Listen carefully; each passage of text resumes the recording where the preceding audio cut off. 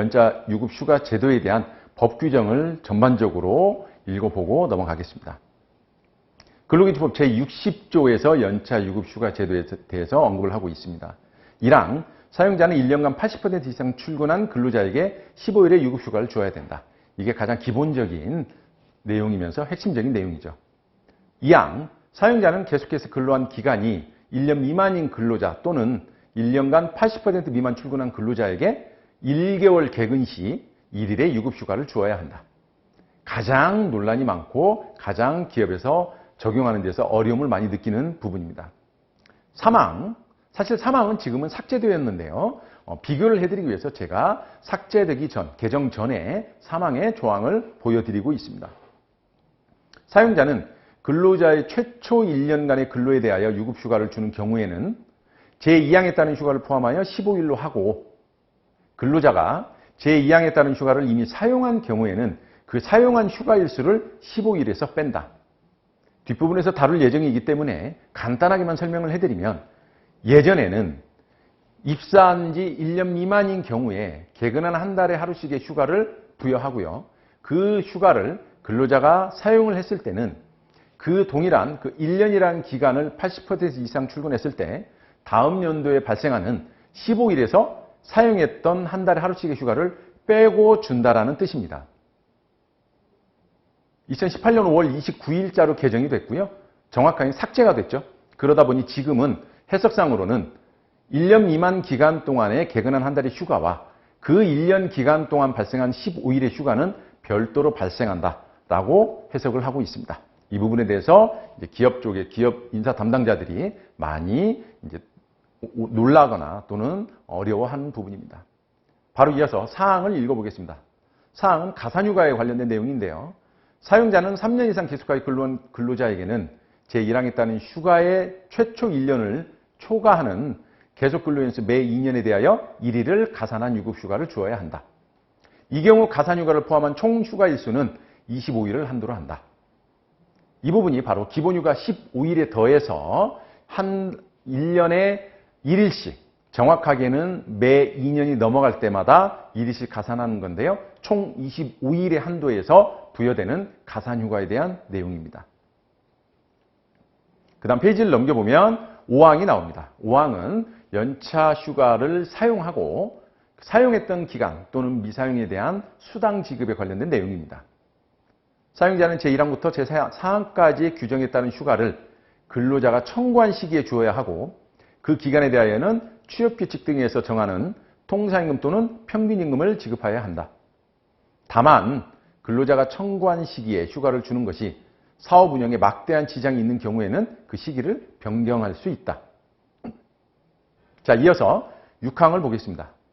6항은 휴가를 부여하기 위한 출근율 산정에 있어서 비록 실근로 제공은 없었지만 출근으로 보는 부분을 명시적으로 언급한 부분입니다. 종전에는 업무상 산재로 요양한 기간이죠. 그리고 임산부의 보호휴가, 우리가 흔히 현장에서 출산휴가라고 하는 이 두 개의 휴가 기간만 법상으로 허용된 이 휴가 기간은 비록 실제 근로 제공은 없다 하더라도 출근한 걸 보아서 휴가 부여에 반영을 하면 되는 거였습니다. 그러나 이 다음에 육아휴직에 대한 해석에 애매한 부분들이 있었는데요. 바로 2018년 5월 29일자 개정판에 의해서 육아휴직 기간 역시 출근하는 걸로 보도록 되어 있습니다. 여러분들이 보시는 화면 또는 교재에 보면 6항의 3호는 그 부분에 대한 내용을 다루고 있습니다. 마지막으로 7항입니다. 제1항, 제2항 및 제4항에 따른 휴가는 1년간 행사하지 아니하면 소멸된다. 이게 종전의 내용이었습니다. 그래서 종전에는 예외 없이 모든 근로기준법상의 연차 휴가 제도는 발생한 시점에서 1년간 사용할 수 있고요. 회사, 사용자의 규칙 사유가 있지 않는 한은 그 1년이 지남으로 인해서 소멸되게 되어 있습니다. 수당의 지급 의무는 변론으로 합니다. 그런데 바로 올해 3월 31일자 개정판으로 인해서 이 1년간 사용할 수 있는 부분이 일정한 휴가에 대해서는 약간 단축이 됐습니다. 변경된 내용을 읽어보면 계속하여 근로한 기간이 1년 미만인 근로자의 제2항에 따른 유급휴가는 최초 1년의 근로가 끝날 때까지의 기간까지만 사용할 수 있도록 바뀐 겁니다. 비교하자 보면 종전에는 1년 미만 기간자의 휴가이건 1년 경과한 근로자의 휴가이건 간에 발생한 일로부터 무조건 1년씩은 사용할 수 있었다는 겁니다. 그러나 개정됨으로 인해서 지금은 1년이 경과한 시점에서의 휴가는 종전처럼 발생한 날로부터 1년간 쓸 수 있지만 최초 1년 미만 기간 동안 발생한 개근한 한 달에 1일씩의 휴가는 그 근로자가 채용돼서 최초 1년의 근로가 끝날 때까지만 사용할 수 있다는 겁니다.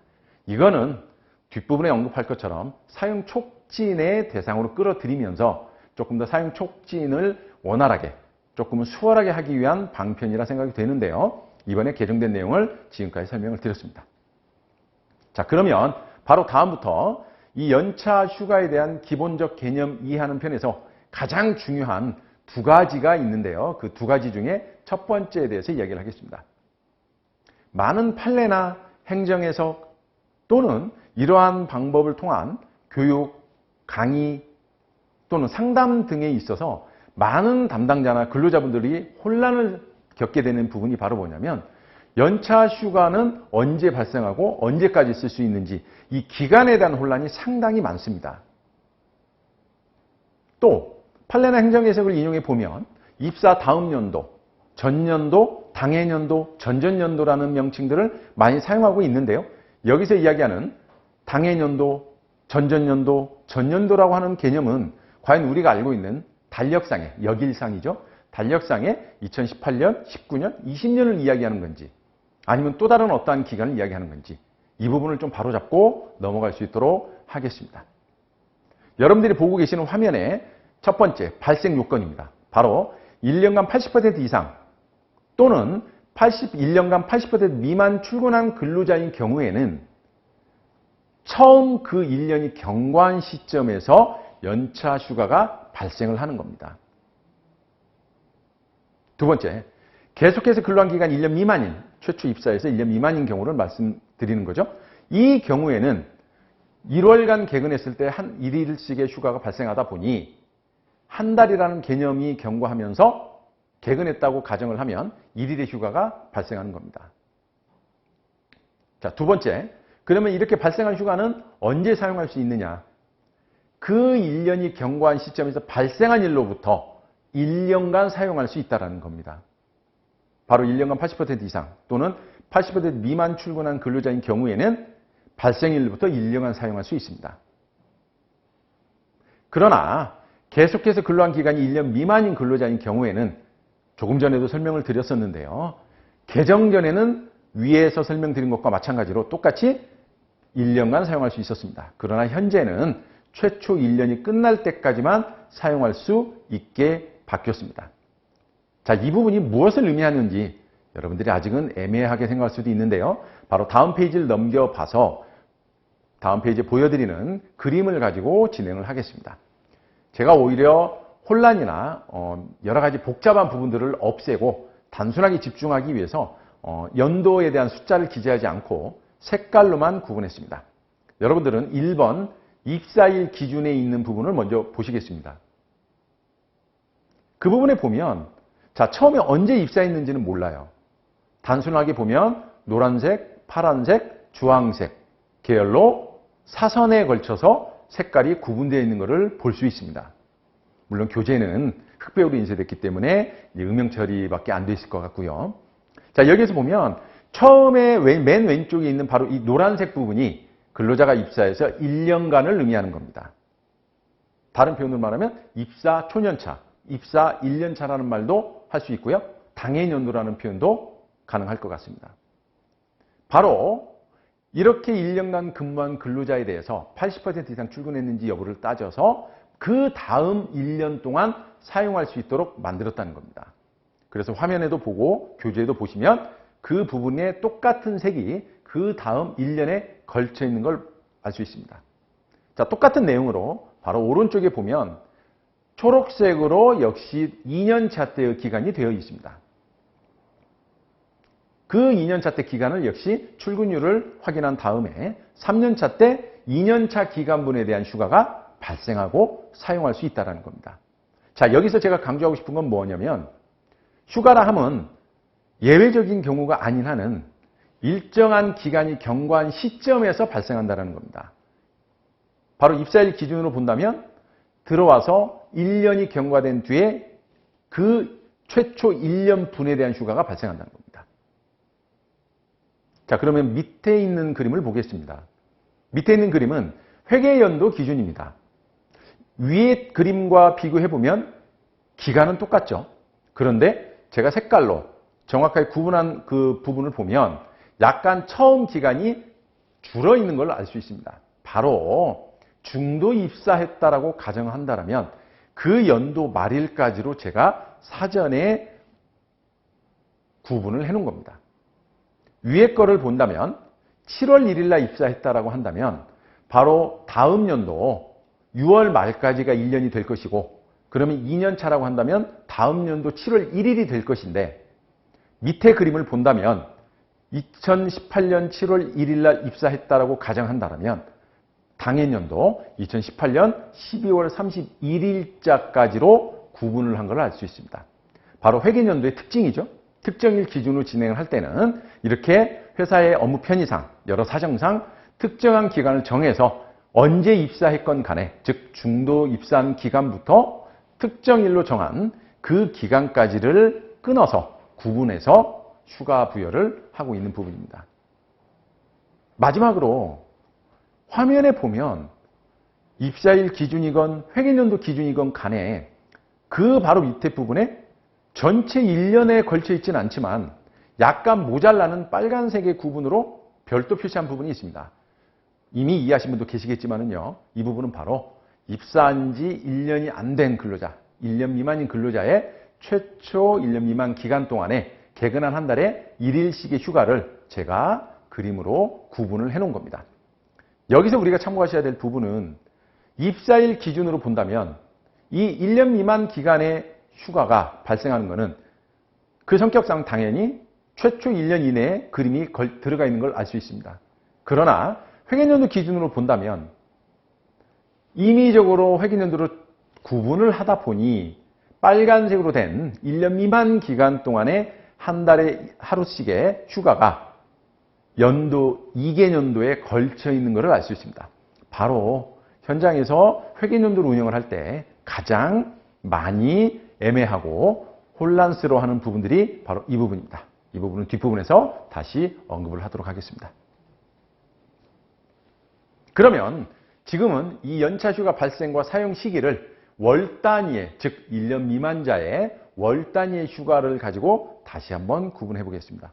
바로 이 부분이 이번 3월 31일자로 개정되기 전과 개정된 후의 내용이 달라지는 부분입니다.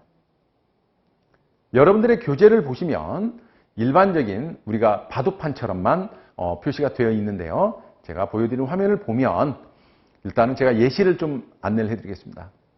2021년 내년도 1월 달로 가정을 했습니다. 2021년 1월 1일 날 교육의 편의를 위해서 제가 1월 1일 날 입사로 가정을 했습니다. 그 경우에 개정된 법과 개정되기 전의 법을 비교를 해보겠습니다. 1월 달에 개근했을 때 2월 달에 개근한 한 달의 하루 휴가가 발생을 하고요. 그 휴가는 개정 전에는 그림에서 보시다시피 그 발생한 시점 2월부터 1년간 사용할 수 있다는 겁니다.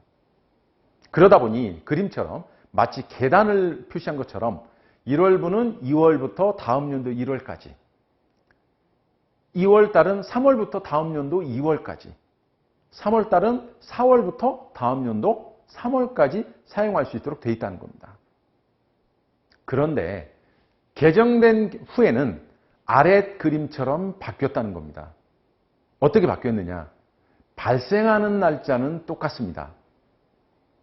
앞부분은 그림이 똑같죠. 그러다 보니 1월달 역시 2월부터 발생을 했죠. 노란색으로 제가 구분했습니다.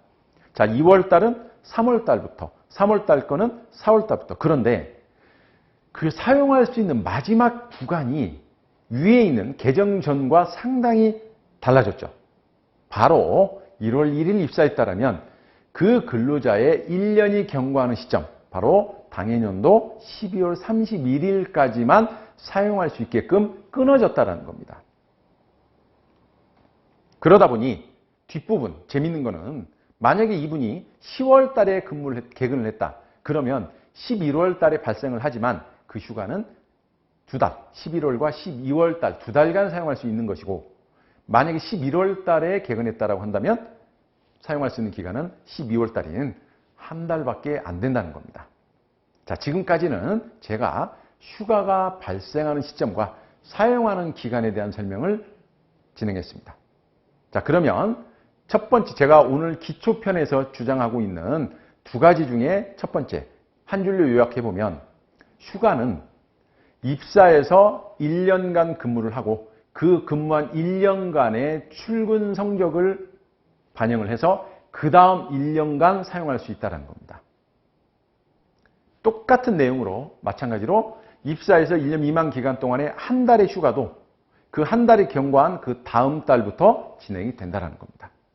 자, 이 부분을 여러분들이 정확하게 이해를 하셔야 될 것 같고요. 아직까지 헷갈리신다면 앞서 제가 그림으로 보여드린 것처럼 개략적으로 그림의 색깔로만 우선 구분하셔도 될 것 같습니다. 자, 이 부분을 제가 다시 한번 정리한 자료를 통해서 말씀드리겠습니다. 첫 번째, 1년 또는 1월의 기산점을 제가 정리했는데요. 지금까지 설명드린 그 내용을 정리를 해본 겁니다. 자, 개인별로 일선 사업장 중에서는 크게 이렇게 두 개로 구분이 되죠. 개인별로 입사일 기준으로 휴가를 관리하는 경우죠. 이 경우는 개인별 입사일로부터 기산해서 1년 1월 단위로 산정을 하는 겁니다. 그런데 만약에 제가 회계연도라는 표현을 했는데요. 일률적으로 정했다라고 한다면 그 정한 기간, 만약에 정부 회계연도로 정했다면 회계연도 기준으로 일률적으로 산정한다는 겁니다. 제가 시간 관계상 화면을 앞으로 넘기지는 않겠지만 여러분들은 아까 제가 설명드린 그 부분을 그림으로 보시면 이해가 되실 겁니다. 자, 그 밑에 부분에는 관련된 행정예색이 나옵니다. 2004년도에 나온 행정예색인데요. 여기에도 보면 제가 중간 부분을 읽어보겠습니다. 연차 유급휴가를 산정하기 위한 산정 대상 기간의 기산일은 근로자 개인별로 정함이 원칙이나 노무관리 편의를 위해서 취업규칙 등으로 회계연도를 기준으로 일률적으로 정할 경우에는 이라고 해서 그런 경우도 가능함을 언급을 하고 있습니다. 자, 두 번째는 아랫부분의 표를 보시겠습니다. 제가 조금 더 구체적으로 예를 들어 드리기 위해서 표현하는 방식에 따라서 연도가 어떻게 달라지는지를 구분해 봤습니다.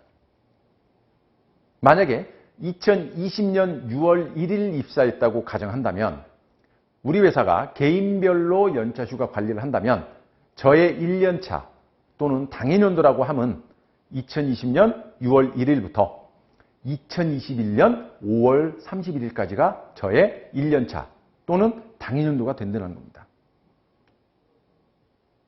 그 방식대로 그대로 연장을 해보면 2년차는 어떻게 될까요? 다음 연도라는 표현을 쓸 수도 있겠죠?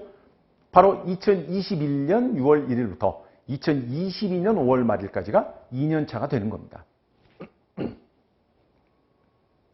바로 이 내용에 보셔도 아시다시피 분명히 연도수는 달라졌지만 연차를 관리하는 데 있어서 1년차, 2년차, 당해연도라고 하면 변함이 없다는 겁니다. 자, 그럼에도 불구하고 만약에 우리 회사가 특정일 기준으로 회계연도 기준이라는 표현도 했죠. 일률적으로 휴가를 관리할 때를 보겠습니다. 일단 정부 회계연도 기준으로 제가 설명을 드리겠습니다. 똑같이 2020년 6월 1일 입사했다라고 하면 사실 이 해석 이렇게 표현하는 거는 약간 논란은 있지만 제가 교육의 편의를 위해서 제 방식대로 표현을 한번 해봤습니다. 당해연도라고 한다면 올해 6월 1일 입사했다면 올해 12월 31일까지가 당해연도가 되는 겁니다.